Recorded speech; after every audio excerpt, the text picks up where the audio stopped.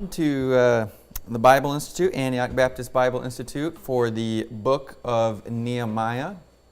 I believe this is week 12. Are we showing up online? Yeah, I see it. It's just a different thing. Good deal. All right, so we are teaching Genesis tonight. No, that's what the live stream says, but it is actually Nehemiah, which is good because I wouldn't be able to teach for Brother Jonathan right now. All right, so we are in Nehemiah and chapter number 11. And as Brother Jonathan announced last class, next week we will not be having class. We will pick up whatever is after next week, whatever that date is. But next Monday night, we'll have no class at all. So you can take the evening off for whatever you choose to do that evening, but we will be back the following night, the 25th. We'll be back on the 25th. Thank you, Brother Kovas. So tonight, I've adjusted a little bit our, I don't know what it was called, our outline or whatever for each night's classes. Tonight, we're going to actually be covering chapter number 11 through chapter 12 and verse number 26. So that is our material this evening, which I know is a lot. However, I actually think that we'll probably move through tonight's notes fairly quickly, just because a lot of what we're covering here is names and villages. So I don't have a lot to go expound upon, or much that I could think of for practical application. Not that there isn't. It's just that I was limited when I was studying and trying to prepare for this. So to be honest with you, tonight might be a little bit, as far as teaching goes for me, this is actually has been a little bit tougher of chapters to cover, chapter number 11, than any of the others in the previous nights. So I've been a little bit concerned, apprehensive about tonight, so I really do hope and pray that the Lord will help me in teaching, and I'll be able to give to you something. Maybe at least I'll be following a little bit more along with the notes, and that might help you to keep track of where I am. So, Nehemiah chapter number 11. And just to set the reminder that what we've been covering since Nehemiah 7 and verse number 6, and everything we've covered since then, has been, as we've looked at and what we've seen, has been Nehemiah reading from that genealogy, that register of the genealogy of them which came up at the first. And remember, it said in verse number 5 of chapter 7, it's at the end it said, and found written therein. So then everything that we read after that, all of the rest of Nehemiah 7, all of Nehemiah 8, all of Nehemiah 9, and all of Nehemiah 10, thus far, we've concluded has been what he found written therein. All of that being the history from that record of the genealogy of them that came up at the first. So then that leaves us with the question of, where does Nehemiah chapter number 11 fall? Is that also a continuation of this historical record that Nehemiah is reading from? Or is this a return to the present? Or is it something else? So we'll try to look at some of those questions, and see if we can maybe come to a conclusion. I have my opinions, my understanding about it. Doesn't mean that I'm 100% accurate. By all means, study the Bible for yourself, because even some of the things I've already covered, I might be off, and maybe years down the road I'm going to come back and look at this again, and I'm going to realize, oh my goodness, I taught that to a whole class and that was wrong. And so study this out for yourselves. The scripture is accurate. I am not always accurate. So let's pray and then we'll get started. Heavenly Father, I thank you for an opportunity again to teach this evening. I thank you for the challenge that you've given me. Lord, I don't always feel meet for the challenge, but I pray that you would help me. I pray that you would give me clarity of mind and focus, Lord. And truly I need humility of heart to be able to do anything for you. So I pray that you would help me to be humble and thoughtful and thorough with the best of my ability tonight with the chapters. Lord, you know my fear about teaching chapter 11 and chapter number 12, and I pray that you would lead me and guide me as we go through this, and help me to glorify and please you, and help me to give to those listening something that might help them, Lord. And I pray that your word would stand out to them, and that they would learn from it, and that they would grow from the word of God. And I ask and I pray these things in Jesus' name. Amen. So chapter number 11, as I stated, where does this fall in the timing of all of this? Is it historical, or is it back to the present, dealing with the building of the wall, the rebuilding of the wall? So our first possible indicator comes from the very first word of chapter number 11, where it says, and. That is the first word of chapter number 11, and that typically is an indicator of a continuation. If it had said but, that is, as we looked even in chapel, that is oftentimes a contrast between two different things, contrasting one from the other. Whereas and is a continuation from the previous thought or the previous context, or in this case, as I think, from the previous timing. So the first word that we have there is and.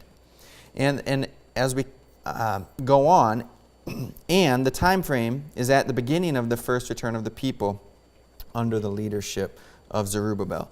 And we'll kind of develop that a little bit here. Considering that this and indicates a continuation of that historical record that's being read from, let's look at Ezra chapter 2.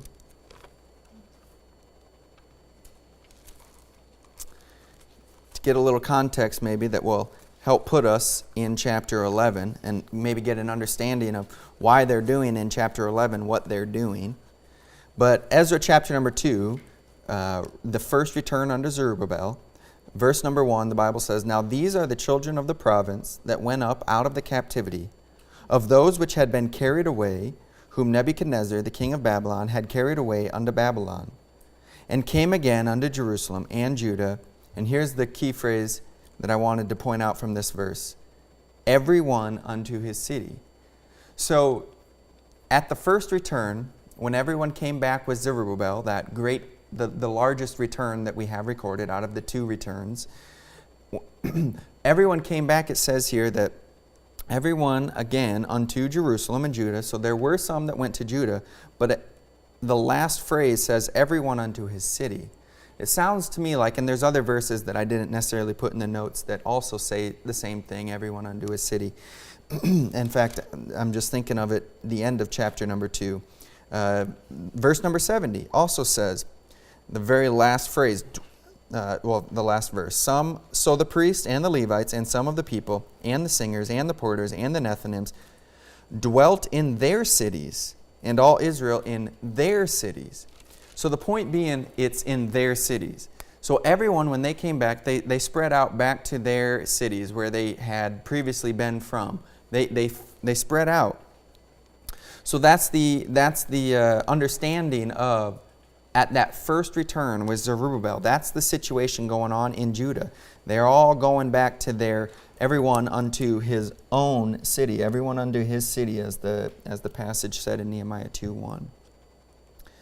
Now in Nehemiah 11, what we'll see them doing, even in the first verse, where it says, the rest of the people also cast lots. Well, verse number 1, reading the whole thing. And the rulers of the people dwelt at Jerusalem.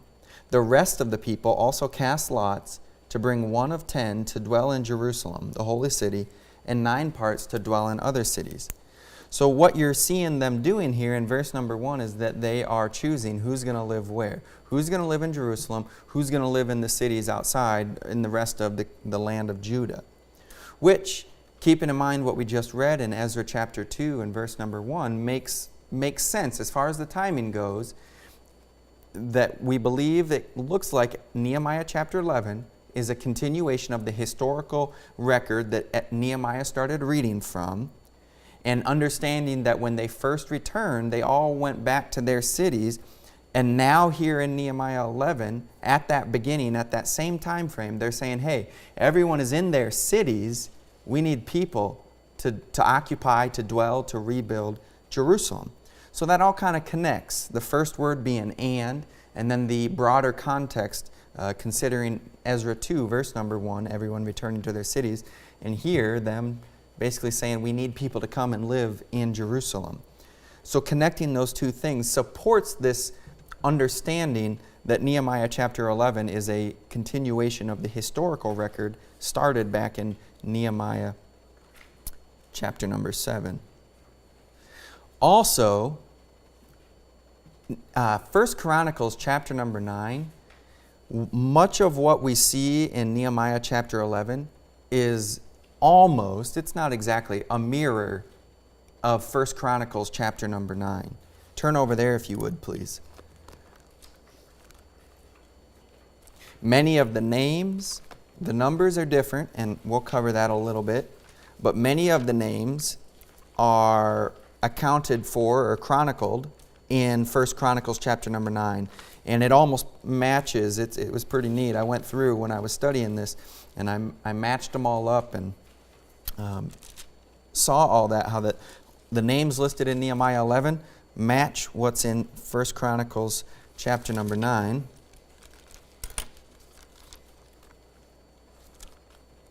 And if you look at verse number 2, understanding that 1 Chronicles 9 and Nehemiah 11 document the exact same thing with some differences, but they're documenting the exact same thing. Look at verse number 2 of 1 Chronicles 9. The Bible says, "Now the first inhabitants that dwelt in their possessions in their cities were the Israelites, the priests, the Levites, and the Nethinims." The key word there being, and it's bold in our notes, the first inhabitants. That points to the first inhabitants. Keeping in mind that this historical record was a document that was mostly, majorly covering the first return. And remember specifically that first year of within their return from Shushan or from Babylon. And so that makes sense with 1 Chronicles chapter number 9, verse number 2, saying, "Now the first inhabitants," after they came out of captivity.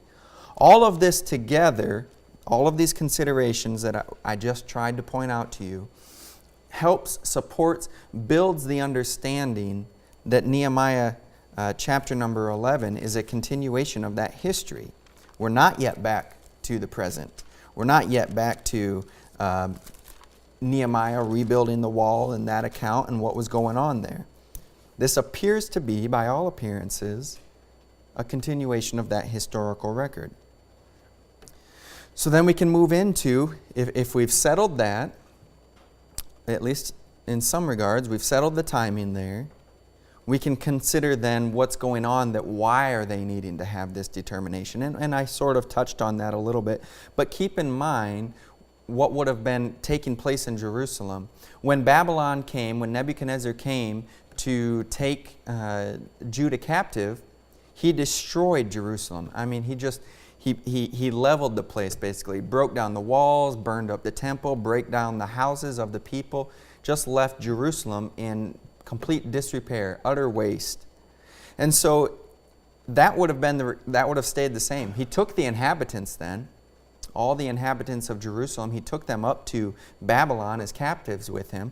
So for the past 70 years, no one was in Jerusalem rebuilding. No one was there taking care of or trying to restore what had been done. Basically, Jerusalem was still in the ruins that it had been at the time that Nebuchadnezzar came and took them captive and destroyed the city. Now, if you're coming back from Babylon captivity and you've been there for 70 years and now you're having the ability to come back to your homeland, and you can choose, because no one said you have to come here and do, or at this point, you can choose to go out into any of the villages or the cities, or you can come live in Jerusalem that is broken down and destroyed. Logically, I would understand most people are going to say, I'm probably not going to go to Jerusalem. I think I'd rather go to the villages, one of the cities outside, somewhere else that wasn't destroyed, that's still standing, that has a house that I could live in, that has, the market that I need and everything else for our family and all that, versus, I think I'd like to go to Jerusalem and live in the rubble and, that. So it makes sense that there's no one really there choosing to live in Jerusalem.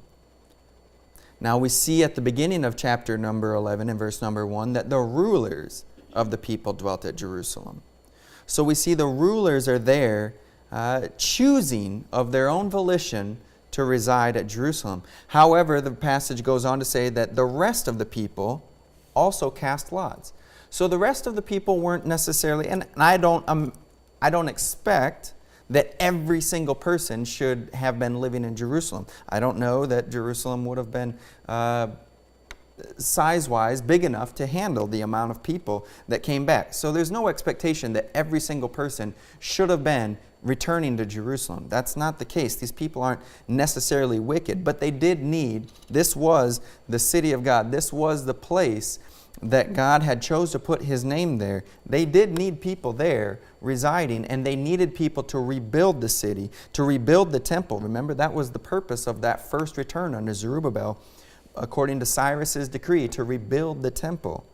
So the rest of the people, beyond the rulers of the people that chose to live in Jerusalem, the rest of the people had to make this choice. And the way that they made this choice was that they cast lots. Now, I won't have us turn there, but we can see that in Scripture, casting lots was a method by which choices were made. For example, choices between groups of people, or places, or things. Maybe we will turn there just because, as we get into the rest of the chapter, I might not have as much to cover. So let's turn and look at one. Let's just look at the first one, Joshua 18. Just to give an example of casting lots and what that means. Not that I think any of you don't have any idea. Nor do I necessarily want to leave our context and get us lost from what we're talking about in Nehemiah 11, but we have a minute. Joshua chapter number 6, or chapter 18, and verse number 6, the Bible says, Ye shall therefore describe the land into 7 parts, and bring the description hither to me, that I may cast lots for you here before the Lord our God. And look at verse number 9. And the men went and passed through the land, and described it by cities into 7 parts in a book, and came again to Joshua to the host at Shiloh. In verse number 10, and Joshua cast lots for them in Shiloh before the Lord. And then here it says, and there Joshua divided the land unto the children of Israel according to their divisions.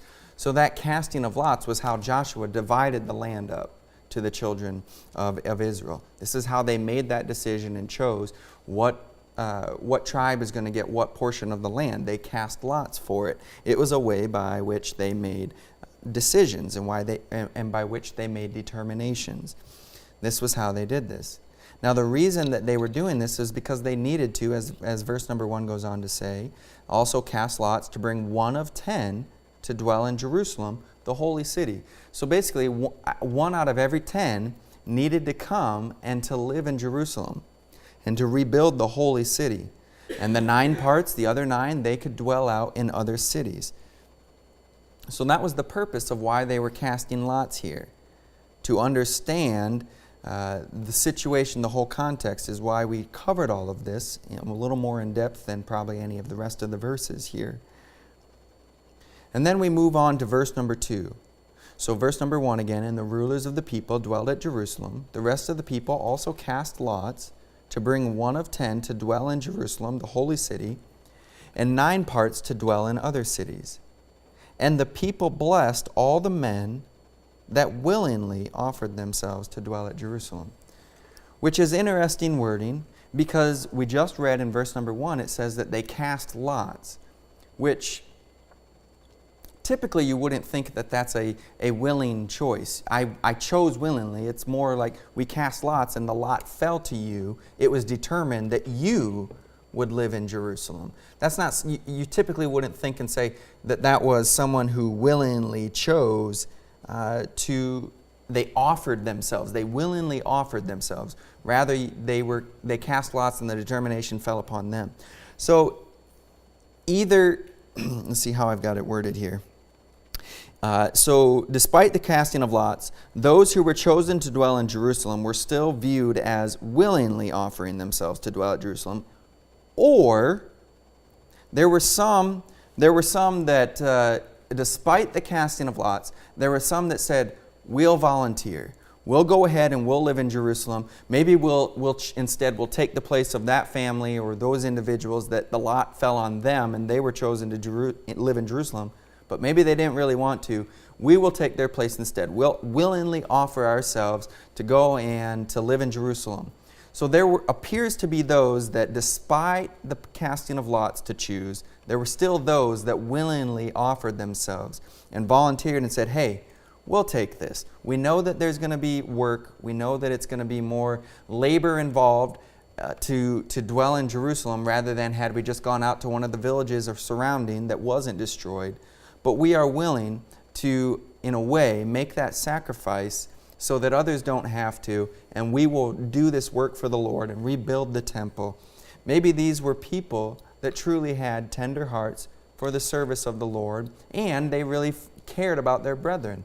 Well, I'd rather take that responsibility on myself than make one of my brethren have to dwell in Jerusalem and to deal with all the rubble. Remember how when they were rebuilding the wall, remember all they got discouraged because of all the rubble surrounding the wall from when they broke it down, and they had to deal with all that rubble. That's the situation. And there are people there that were apparently so thoughtful, compassionate, and considerate about their brethren that they didn't want their brethren to have to deal with that. And they said, we'll willingly take this upon ourselves. We'll live here. We'll clean up Jerusalem. We'll clean it up for the Lord. We'll work on the temple so that you all can go back with your families and have it more comfortable and easy in the villages surrounding. And application-wise, we need people like that. We need Christians in the church house that are willing to offer themselves for a job that is less desirable. Maybe not everyone is jumping at, boy, I'd sure like to do that job, clean the bathrooms or mow the yard or pick up rocks in the yard or whatever it is at the church house, meaning. People aren't usually jumping at those. But we need people that will willingly offer themselves to do that, and we need them to do it with the right heart, out of compassion and thoughtfulness and care for their brethren. That, well, I don't want this person. If no one volunteers, you know that so-and-so is going to do it because they always do it. And they're already doing 10 things. Or, that's just a sweet older lady in our church who shouldn't have to do that kind of work. But she will if no one else volunteers. We need people that will look at others and consider them and be thoughtful and willingly offer themselves. Just a way of application from as I'm covering this even right now in my head. So we do see, though, that everyone blessed them. All those that were to live in Jerusalem, everyone blessed them. I mean, I could understand that. As I've just been explaining, the city's broken down, it's in disrepair, rubble's everywhere. So when they've determined who's all going to live in Jerusalem, I would understand that everyone else is like, bless you, thank you that you're choosing to do this and you're going there and I'm not having to deal with it. They all blessed all the men. And the rest of the people, they dwelt in their inheritance, according to later in the passage here. In the cities of Judah, the remainder of the people dwelt according to their inherited possessions. So after they made this determination, after they cast these lots and they said, these are the ones that are going to stay in Jerusalem, everyone else dispersed back to their inheritance. Now, the rest of chapter 11 kind of goes on to name those that chose to dwell in Jerusalem, or that did dwell in Jerusalem. Verse number 3 says, now these are the chief of the province that dwelt in Jerusalem. But in the cities of Judah dwelt everyone in his possession in their cities. So that's where everyone else, the rest, the 9 of 10, they dwelt in the cities of Judah, everyone in his possession in their cities. To wit, Israel the priests, and the Levites, and the Nethinims, and the children of Solomon's servants. So all these individuals, went back to dwelling in their cities and in their possessions. Verse number 4, and at Jerusalem dwelt certain of the children of Judah and of the children of Benjamin. So now verse number 4 through verse number 11.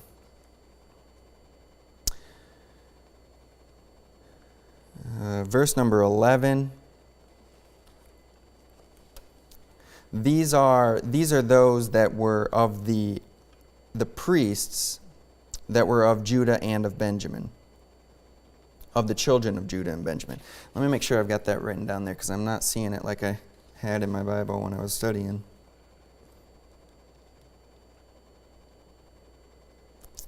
Okay. These are just the chief of the people. Okay, verse number 10 is where the priests start. So verses 4 through 9 are the chief of the people, of the children of Judah and the children of Benjamin. Verse number 10 leads us to the chief of the priests. And this whole thing kind of goes through a genealogy. You'll see this as we go through. It focuses on kind of one man's genealogy. And that man is I'm blanking right now.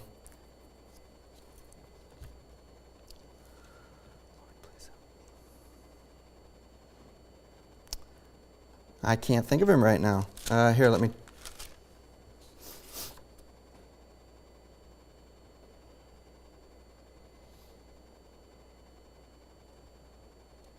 Well, I'm just going to have to move on. I'm going to smack myself in the face when I think of this man's name.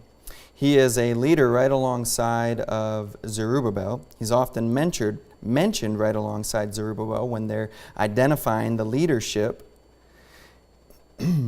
His son is the priest, the high priest that we mentioned previously in chapter number 3. He was the first one to begin the work on the wall. But I just, for the life of me, cannot remember his name right now. However, when we do come across his name, I'll point it out. But this whole passage, this whole rest of chapter 11 goes through according to his children, his genealogy. These people were in the time of this son of that man. And these people were in the time of the children of that child. So it goes through this whole genealogy, and so it's covering a longer period of time, is what I'm trying to say. Chapter number 11 is basically taking us from that return under Zerubbabel, basically up to the present. And I see what I've done. The reason I can't find it in chapter number 11, it looks funny, is because it's chapter number 12. Because I've been studying for chapter number 12 most recently, and so it's Eliashib. So if you will please forgive me, I have mixed up the two chapters. You've lost all confidence in me standing up here, but I apologize. The man that I was trying to think of was Jeshua, the son of Jozadak. He is often mentioned with Zerubbabel as a leader. But that was supposed to be in chapter number 12, and I've mixed up the two chapters. So let's just go ahead and take a break here, because clearly I'm struggling and discombobulated. And we'll take a break, and we'll cover somehow all of chapter 11 and 12, 1 through 26 after the break. Come back at, if you'd be willing, 9:10. Thank you.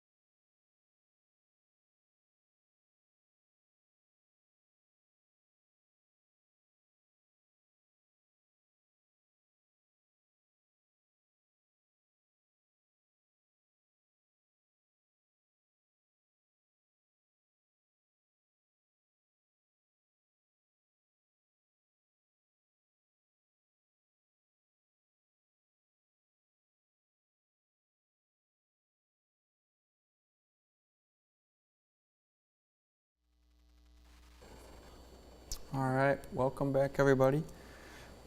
If you came back, I appreciate it. I'm sorry, I lost my chapters and got mixed up, so I apologize for that. Hopefully we can stay in the right chapter and get through this now going forward and finish out chapter 11 and half of chapter 12, as we need to cover all of that tonight. So back to our context in chapter number 11. Remember that they cast lots for 1 in 10 to dwell in Jerusalem, and the other 9 could go out to the cities and the villages surrounding Jerusalem. In verse number 1, they did that. In verse number 2 of chapter 11, all the people blessed them that willingly offered themselves to dwell at Jerusalem. And in verse number 3, we get basically the context for the rest of the chapter, which is, now these are the chief of the province that dwelt in Jerusalem. So in verse number 4, we come to, and at Jerusalem dwelt certain of the children of Judah and of the children of Benjamin. So basically that's what this is covering, the rest of the chapter. It's the chief of the people who dwelt at Judah and the chief of the people who dwelt at Benjamin. We see of the priests and we see of the Levites. And then starting in verse number 20, from the rest there, it covers just the rest, the 9 out of 10 people, the rest of them that dwelt out in the villages and what villages they dwelt in. So basically we're going to look at a breakdown of who dwelled in Jerusalem, or at least the chief of the people that dwelled in Jerusalem, and then everybody else who went out away from Jerusalem. So in verse number 4 is where we start the list of the chief of the children of Judah. And this list basically covers 4, 5, and 6. Now, it's not a totally all-inclusive list because I told you that 1 Chronicles chapter number 9 mirrors chapter 11 here. Chapter number 9, from everything I saw, has more detail, more people named than what Nehemiah chapter 11 does. So what you'll see in chapter number 9 of 1 Chronicles is that you'll see the same names as in Nehemiah 11, but you'll see additional names. And when a number is given of, for example, verse number 6 of Nehemiah 11, all the sons of Perez that dwelt at Jerusalem were 468 valiant men. So when you see that number given in Nehemiah, and you go over and you're looking at 1 Chronicles chapter number 9, and you're seeing many of the same names listed, then it'll give a number. And that number typically is higher than what is in Nehemiah chapter 11. And it seems, in most cases, that is due to 1 Chronicles chapter number 1 giving more detail and more names are being listed and individuals are being identified than what are being identified in Nehemiah chapter number 11. Now specifically, the example that I just gave you of Perez, if you look at verse number 4, of the children, in the middle there, it says, of the children of Judah, Athaiah, the son of Uzziah, the son of Zechariah, the son of Amariah, the son of Shephatiah, the son of Mahalaleel, of the children of Perez. Now that Perez in 1 Chronicles chapter number 9 is spelled differently. And some of the spellings are different from 1 Chronicles 9 to Nehemiah 11. But it's Pharez in 1 Chronicles chapter number 9. And Pharez, in 1 Chronicles chapter number 9, it says Pharez, the son of Judah. Nehemiah doesn't say the son of Judah. It stops at Perez. But he is the child of Judah. In 1 Chronicles chapter number 9 tells us that. We can also see that in Genesis chapter 38 and verse number 29. This Perez or Pharez, he is the child of Judah, one of the 12 of Israel. Judah and Tamar, if you remember, that was his daughter-in-law.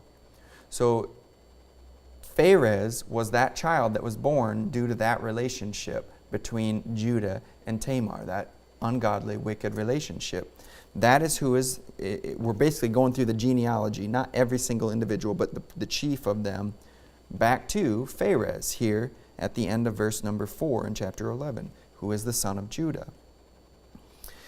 And then in verse number 5, we have and Maaseiah. So just to be clear, the two individuals that are being identified in chapter number 4 and 5, the first one is Athaiah, and then it tells he's the son of, he's the son of, the son of, the son of. So that's the first individual. There's really one individual identified in verse 4. There's one identified in verse number 5, and that is Maaseiah, the son of Barak, the son of Koholza, the son of Hezekiah, the son of Edaiah, the son of Joiarib, the son of Zechariah, the son of Shiloni. Now, it seems, based on cross-referencing 1 Chronicles 9, it seems that this Shiloni is possibly and likely the Shelah, that is also the son of Judah.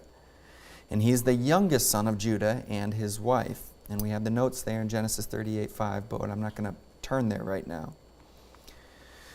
Now then, in 1 Chronicles 9, in verse number 6, there's an individual listed who is not in our list here in Nehemiah 11. And that individual is Juel. I don't know how to say that name. Juel, and it goes through, he is the son of Zerah. So 1 Chronicles 9:6 lists him. Nehemiah 11 doesn't list him. But Zerah is the other son of Judah and Tamar. And you can see that in Genesis 38 and verse 30, because remember that Tamar had twins, and those two twins were Pharez and Zerah. So that's where these names, they're going all the way back to Pharez, the son of Judah. Now, verse number 6 says, all the sons of Perez that dwelt at Jerusalem were 468 valiant men. So this is less than the total number that is given in 1 Chronicles, which is 690. But in this specific example, we can see that the reason that it's less is because in Nehemiah 11, this does not include the men from Shiloni or Zerah. And you see that specifically. It says all the sons of Perez. So it is specifically numbering only the sons of Perez, where in 1 Chronicles 9, it was including the men of Pharez or Perez and Shiloni and Zerah, which is why there's more here. So those were the chief of the people of Judah that dwelled in Jerusalem.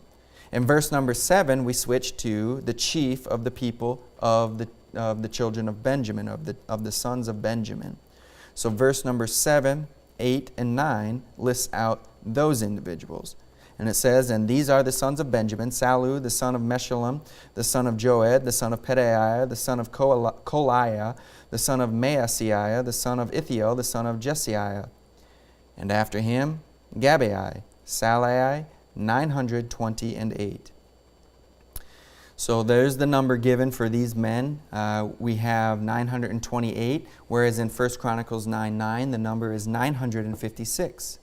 And again, as I stated already, it seems that there are more names mentioned in 1 Chronicle 9 than are in Nehemiah 11, which likely explains why there's more in the total number in 1 Chronicles chapter number 9. Now, verse number 9 tells us that, and Joel the son of Zechri was their overseer. So we have an overseer of the children of Benjamin in Jerusalem. He is Joel.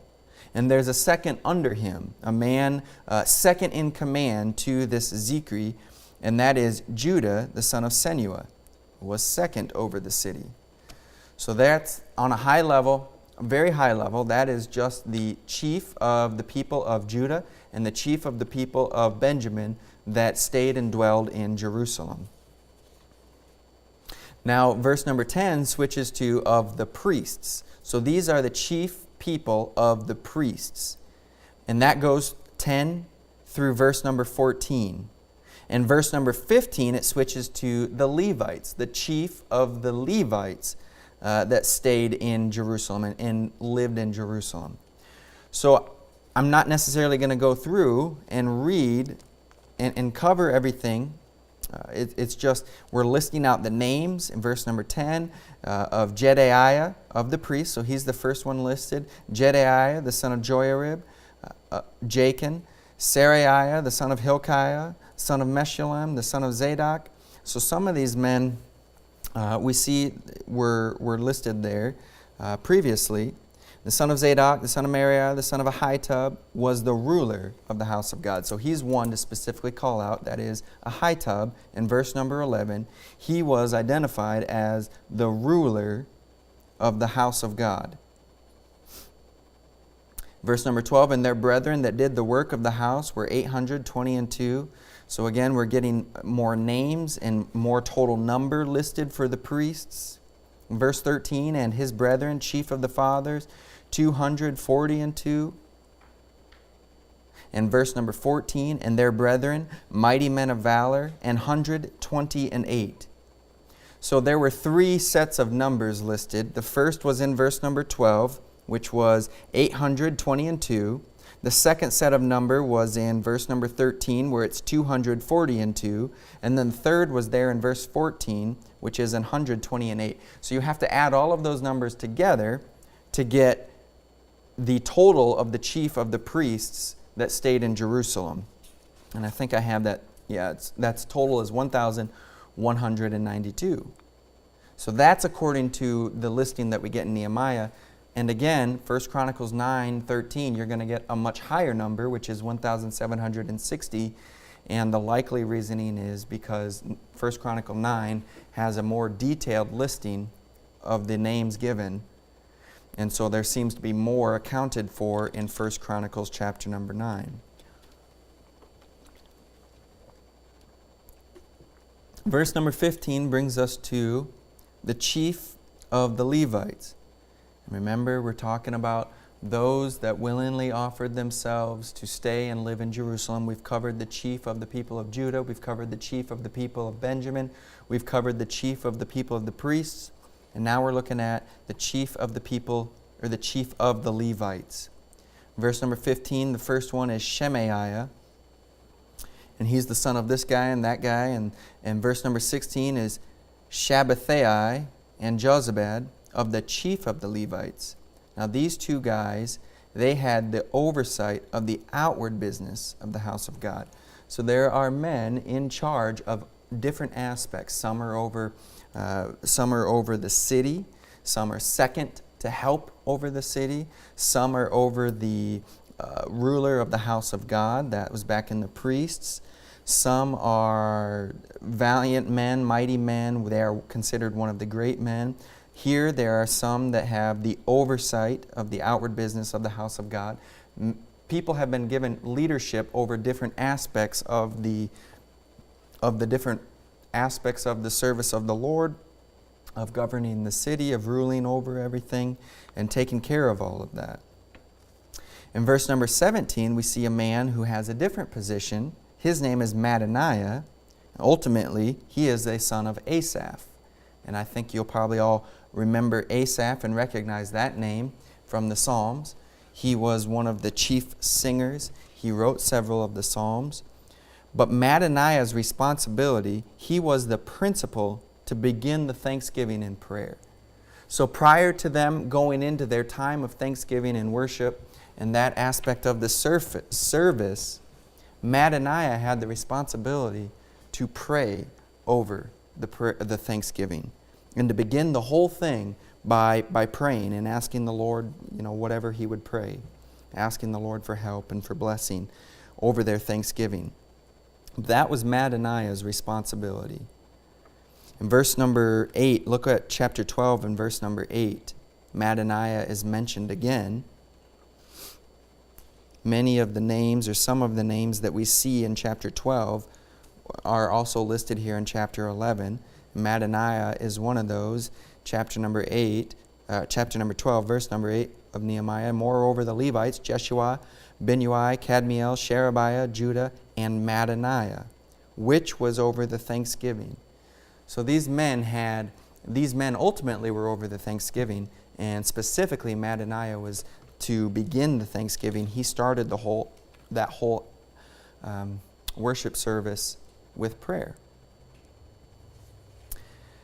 Verse number 19 gives us the porters, Akub and Talmon. And again, these two men are mentioned over in Nehemiah 12, verse 25. Porters keeping the ward at the thresholds of the gates. that's Achab and Talmon, and their brother, they kept the gates. So their responsibility was to keep the gates, to make sure that the gates are open when they're supposed to be and shut when they're supposed to be. So that way that there's not people coming in on the Sabbath day and ware being sold on the Sabbath day and all of that, or at nighttime, as it was commanded for them to keep them closed, to keep the city safe. So those, on a high level, we've covered now the chief of the people of Judah, the chief of the tribe of Benjamin, the chief of the priests, the chief of the Levites, all that stayed in Jerusalem and willingly offered themselves. Now verse 20 comes to all the residue of the people that did not stay in Jerusalem. It says here, "And the residue of Israel, of the priests and the Levites, were in all the cities of Judah, everyone in his inheritance." So not every priest, not every Levite stayed in Jerusalem, which we understand. The Levites, we know, were given not necessarily land of their own, but they were given specific cities for them to be in, and that's what they were doing here. Not just the priests and the Levites, but every other individual and family of Israel. They returned unto his inheritance. Remember in verse number 2, all the other people, they blessed those, everyone that we just read about previously, all these other people blessed them and said, "Bless you, thank you for willingly offering yourselves to stay in Jerusalem." And everyone else went on to his inheritance. And verse number 21 says, "But the Nethinims dwelt in Ophel, and Geha and Gizpah were over the Nethinims." So you'll maybe remember Ophel as when we were covering the rebuilding of the wall back in chapter number 3. It talked about the people, the Nethinims of Ophel, rebuilt this section. And we looked at that. Ophel, I think I have it in my notes here. Ophel, is a village that was built just outside the wall of Jerusalem. So Ophel is not in Jerusalem, but it's about as close as you can get to Jerusalem. It's just on the other side of the wall of Jerusalem. And in fact, part of the wall they eventually built around Ophel to encompass Ophel.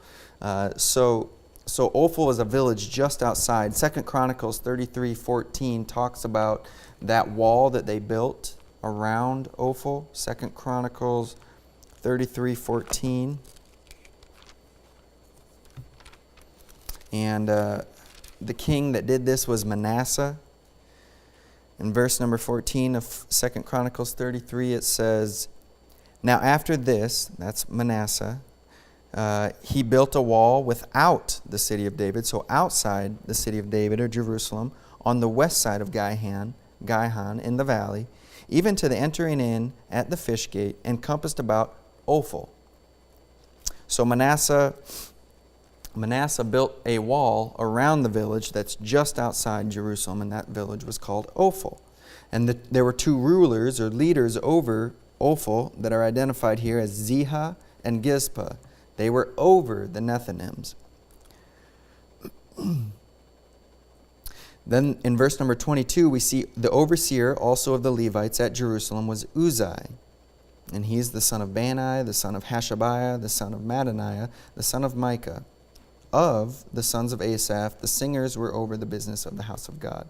So the overseer of the Levites, the one in charge over the Levites, remember this is out of Jerusalem. So not in Jerusalem. We already identified leaders and those that were over the business of the house of God that were at Jerusalem. This would be the overseer of the Levites outside of Jerusalem, in the villages and cities outside Jerusalem.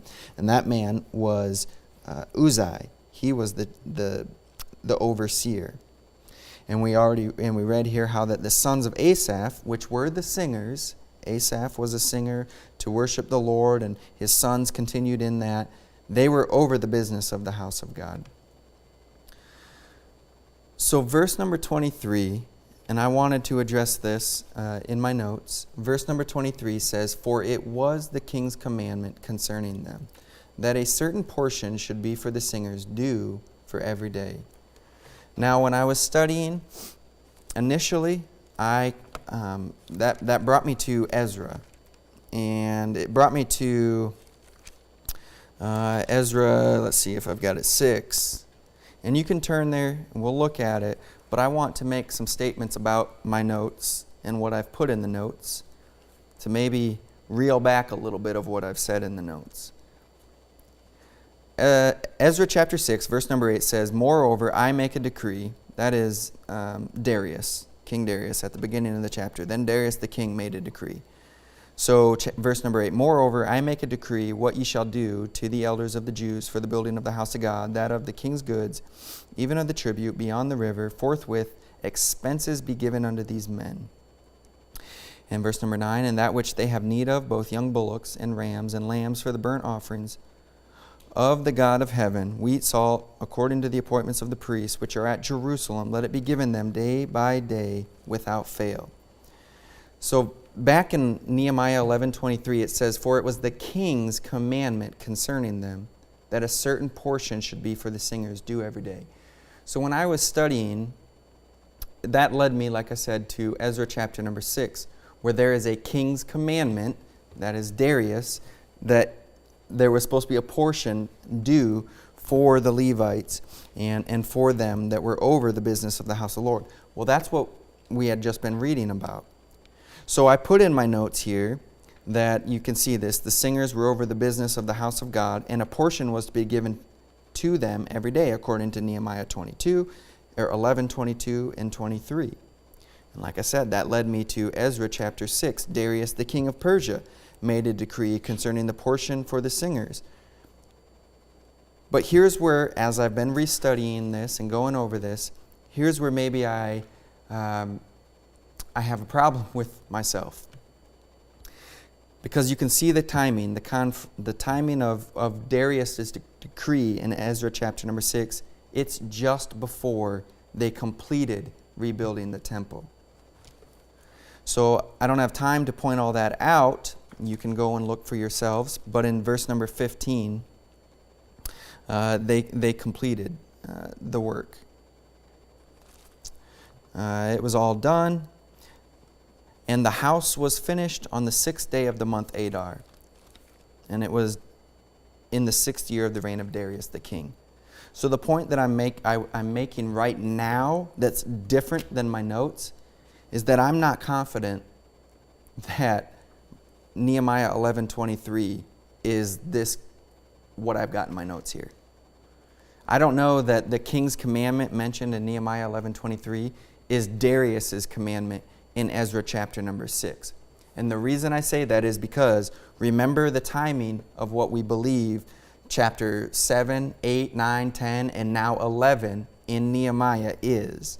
We believe and understand that that is the historical record that Nehemiah is reading from of those at the very first return with Zerubbabel, specifically within that first year of their return. Well, they didn't even begin the work on the temple until Ezra chapter number 3 and verse number 8, which is the second year of their return from the captivity. So if they didn't even begin that work, that tells me that in the context of Ezra chapter number 6, they are just right before the temple is completed and finished. And King Ahasuerus, I can't remember his name right now. King Ahasuerus, it's the same name as in Ezra chapter number 2. Artaxerxes, excuse me.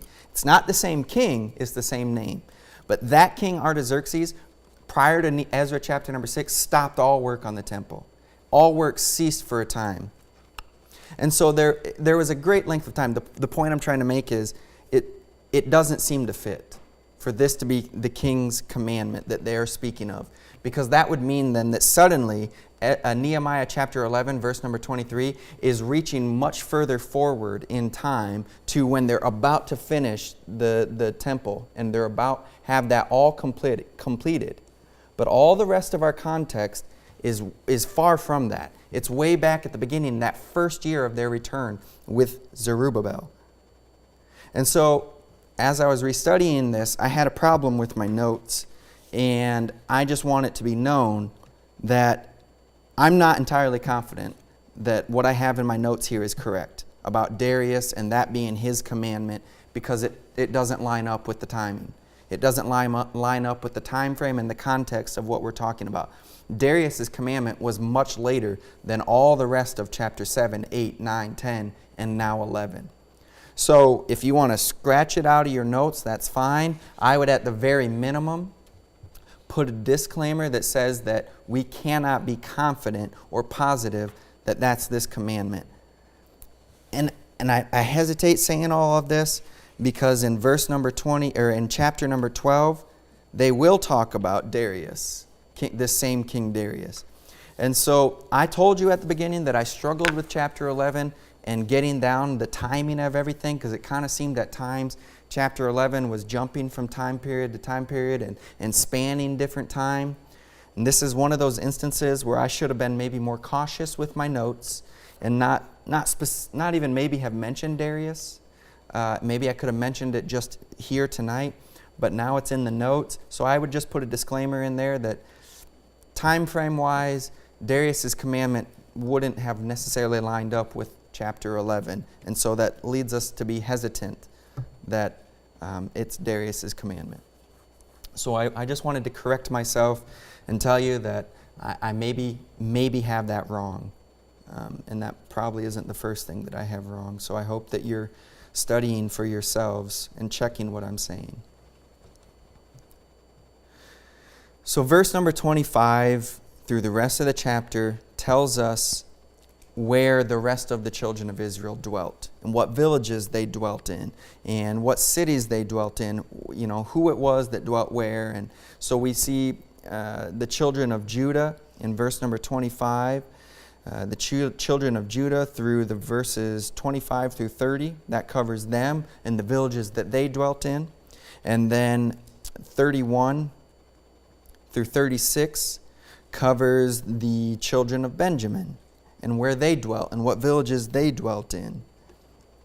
And verse 36 ends with, and the Levites, and of the Levites were divisions in Judah and Benjamin. So they made all of these divisions. They covered all of this. They identified the chief of the people of Judah and Benjamin and the priests and the Levites who all dwelled in Jerusalem. And then they're the Bible is identifying in verse 20 through the rest of the chapter, all the rest of the people that dwelt in the cities and villages outside of Jerusalem, and it identifies the villages that they lived in. So that completes out chapter number 11 for us. Now chapter number 12 is a little bit easier, at least the first half is a whole lot easier to identify the timing. Verse number 1 pretty much sums it up and makes it clear for us. It says, "Now these are the priests and the Levites that went up with Zerubbabel, the son of Shealtiel, and Jeshua." There's Jeshua, the guy I was trying to get. Jeshua, Seraiah, Jeremiah, Ezra. So Nehemiah chapter number 12 is obviously clearly speaking about those that came up at the first. Now it says that went up with Zerubbabel. Obviously that would be the men that were those who left the land of captivity and returned with Zerubbabel and Jeshua. Keep in mind, several of these we went through in chapter number 7. That was the longest chapter in Nehemiah. That chapter listed out all the individuals that came up, or not many of the individuals that came up at the first with Zerubbabel. And you may think, well, this is just repeating that. We already covered, this in Nehemiah chapter 7. Why is God in the Bible here in chapter number 12 covering all of this again? We already covered in chapter 7 those that came up at the first with Zerubbabel. It was quite a long chapter.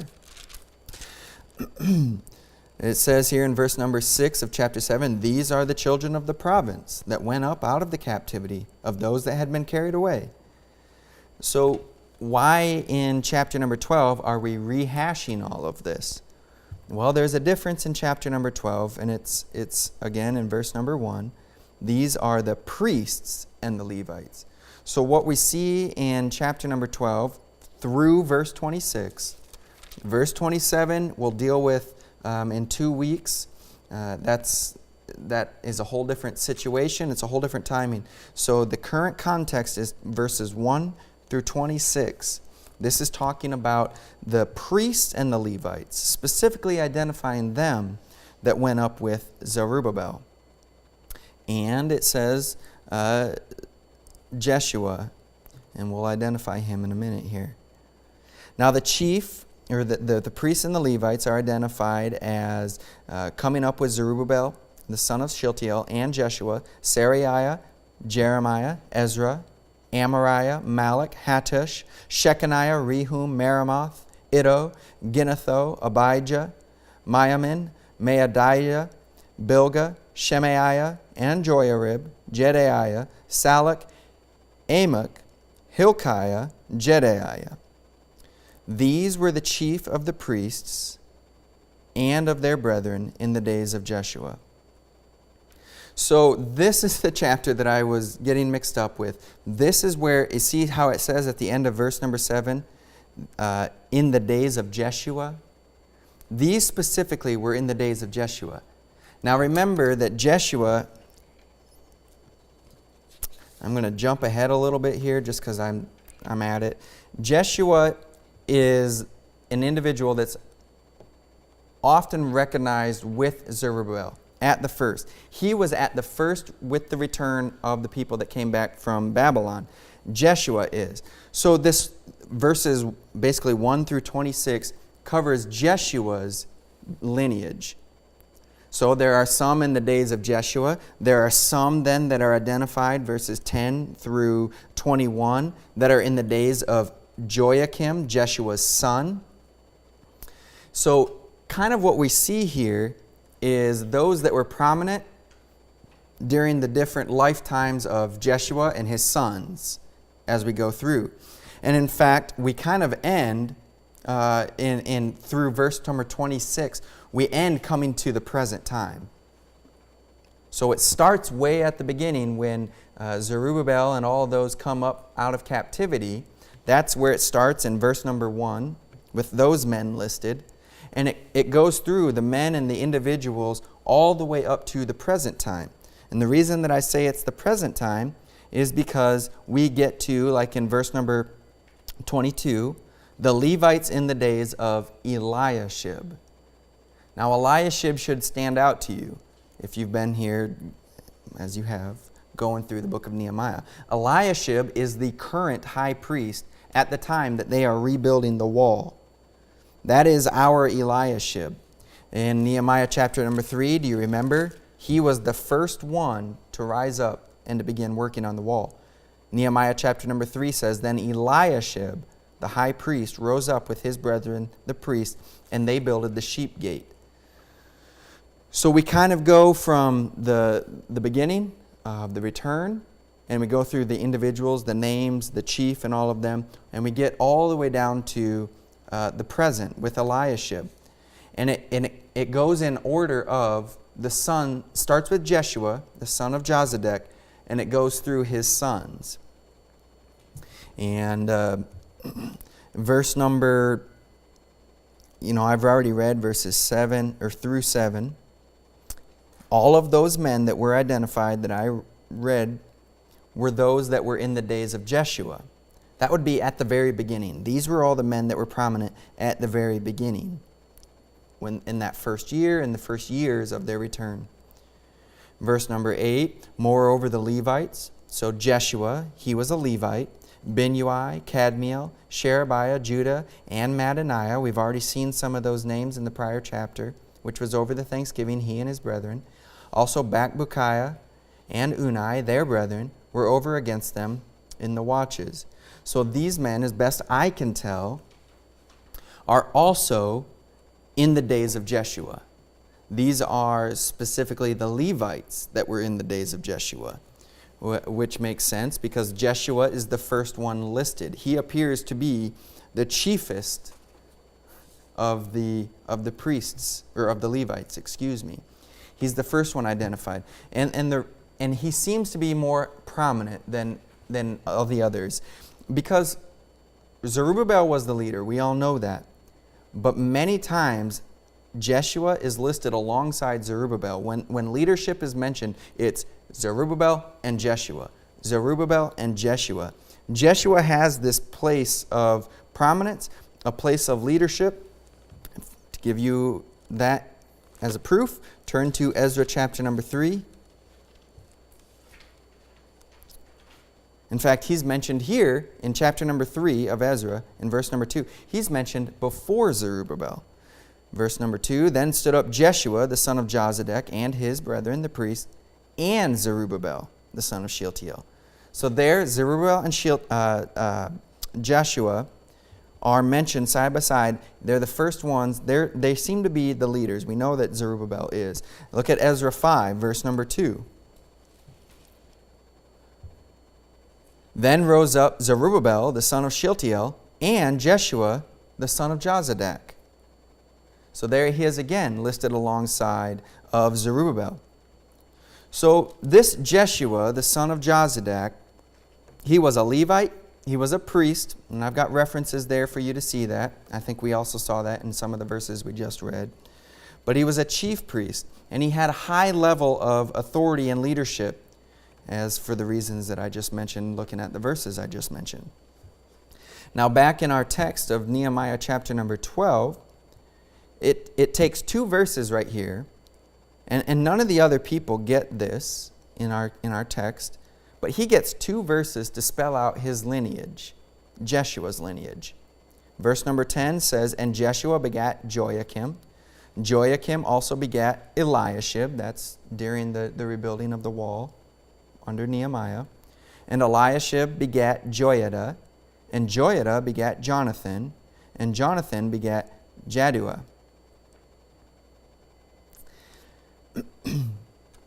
So this is important because, as we can see, the rest of this chapter and even before, it's going according to, it's kind of identifying all these people according to who lived and who was serving during the days of which of the children of Joshua, the son of Jozadak. Was it during Joshua's time or was it during one of his children's time? And it keeps going that way. And so that's why it gets listed out here in Nehemiah chapter number 12. This, just to draw out a point, this Jonathan, he's later identified in verse number 22. His name is there, Johanan. In verse number 22, the Levites in the days of Eliashib, Joiada, and Johanan and Jaddua. So Johanan or Jonathan is how that specific son goes by two names apparently. So verses basically 1 through 9 were during the days of Jeshua. Verses 10 through 21 are individuals during the days of Joachim. Verse number 10, 11, we've already read those. Verse number 12, and in the days of Joachim were priests, the chief of the fathers. And then it goes through of Sariah was Mariah, of Jeremiah, Hananiah, and all of these names that are of Jeremiah, of Ezra, of Amariah, you can go back to the beginning of the chapter, verses 1 through 7, and you'll see them there. So these are their sons, which makes sense because we're just going in a genealogy of children. So that's what we get, and I'm not going to read all of them, through verse number 21. Then in verse number 22 is basically where we come from Joachim, the son of Jeshua, to the present time of the rebuilding of the wall, which was during the days of Eliashib. Verse number 22 starts that. The Levites in the days of Eliashib, Joiada, and Johanan, and Jaddua, remember those are the sons of Jeshua, the son of Jozadak, were recorded, chief of the fathers, also the priests, to the reign of Darius the Persian. So that's where I said Darius is mentioned in chapter number 12. So they're saying that these men, during the days of each of the children of Jeshua, they're recorded, and they're recorded unto the reign of Darius the Persian, which Darius reigned, as I've already mentioned. He restarted the rebuilding of the temple. He restarted all that work, and he was the king in Persia when they finished the building of the temple. So it's all recorded there. Verse number 23 says, the sons of Levi, the chief of the fathers, were written in the book of the Chronicles. So many of the individuals that we see are not listed out here that are during the days of Eliashib, Joiada, Johanan, and Jaddua. They're not necessarily listed out here, but the Bible's telling us that they are written in the book of the Chronicles. So you could go back there and we could see that. Even until the days of Johanan. And Johanan is the son of Eliashib. So he's the third generation after Jeshua, the son of Jozadak. Verse number 24, and the chief of the Levites, Hashabiah, Sherebiah, and Jeshua, the son of Kadmiel, with their brethren over against them, to praise and to give thanks according to the commandment of David, the man of God, ward over against ward. Mattaniah and Bakbukiah, Obadiah, Meshullam, Talmon, Akab, were porters keeping the ward at the thresholds of the gates. These were in the days of Joiakim, the sons of Jeshua, the son of Jozadak, and in the days of Nehemiah the governor, and of Ezra the priest, the scribe. So these individuals here that were just mentioned, some of them were specifically mentioned back in verses 12 through 21. Some of them, a few of them were mentioned in verse number 25.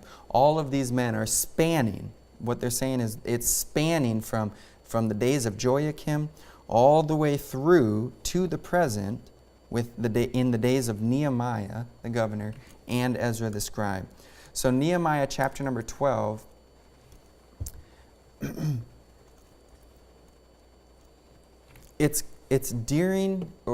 context is the timing of that historical record that Nehemiah is reading from. But I don't know how old that record is, because as you can see, or it's being added unto, is the other thing that I've thought about. Because this goes, it says, verse number 26, these were in the days of Joiakim, the son of Jeshua, the son of Jozadak, and in the days of Nehemiah the governor. So either this record that Nehemiah picked up and started reading from back in chapter number 7 had been continually being updated and kept up to date to some regards, even to the present with Nehemiah. That's one option, possibility. Or it's saying in the days of Nehemiah the governor, referring back to his return with Zerubbabel under that first return. Remember how that Nehemiah, we looked at that last week, Nehemiah was a governor at that time. So there's a couple different possibilities of the days of Nehemiah being mentioned there. I'm tending to think that it kind of encompasses all of it, because remember, Eliashib is the high priest. We'll see Eliashib in 2 weeks, in 3 weeks, because he comes up in chapter number 13 and verse number 4. And before this, Eliashib the priest. So Eliashib is the present priest or high priest when Nehemiah is rebuilding and doing all that work to rebuild the wall and around Jerusalem. So that's why it comes all the way through the present. So that, just to be clear, is what I understand from my study on Nehemiah is the whole text that Nehemiah was reading from, that he started reading from in Nehemiah chapter number 7 and verse number 5. Remember it said, and found written therein. I understand and believe that to be what he found written therein was everything from Nehemiah 7:6 through Nehemiah 12:26. Everything that we've been covering the past few weeks is what Nehemiah found written therein. It's all that historical document, that record of the genealogies of those that came up, or the register of the genealogy of them which came up at the first. And I believe that it ends in after verse number 26. That's the end. And remember, we just said that it comes from the days of Jeshua the son of Jozadak all the way to the present in the days of Eliashib the priest. And if you'll look at verse number 27, and at the dedication of the wall of Jerusalem. So our context was, we just got to talking about those that were during the days of Eliashib and Nehemiah the governor. And now in verse number 27, it comes back, and at the dedication of the wall of Jerusalem. It seems to me as though Nehemiah is reading that register of the genealogies, and he's getting to the very last page, and the very last verse he reads, and it's the most recent passage talking about Eliashib and Nehemiah as the governor, which would have been the present time. And it goes into verse number 27, and at the dedication of the wall of Jerusalem, which that's clearly back in the present. That's clearly them dealing with the current text of what we had started in Nehemiah at the beginning, where he's rebuilding the wall. So, again, to be clear, what I see from the book of Nehemiah is Nehemiah 7:6 through Nehemiah 12:26 is all that historical register that Nehemiah had been reading from. And Nehemiah 12:27 brings us back to the present, dealing with the rebuilding of the wall. So that is our text. I'm not sure that we'll have a quiz. I hope that doesn't mean that you won't put any effort into studying Nehemiah, but I'm not sure that we will have a quiz in 2 weeks. That was, as you saw, that was tough for me to try to teach through, and I'm sure it would be hard to pull out questions for a quiz, but we'll see. But that is our class for the evening. Remember, there will be no class next week. We will resume on the 25th, I believe it was, in 2 weeks. So thank you all. Thank you for bearing with me. Again, I apologize for this evening's teaching. That was a little rough for me. So thank you for your grace. Have a good night.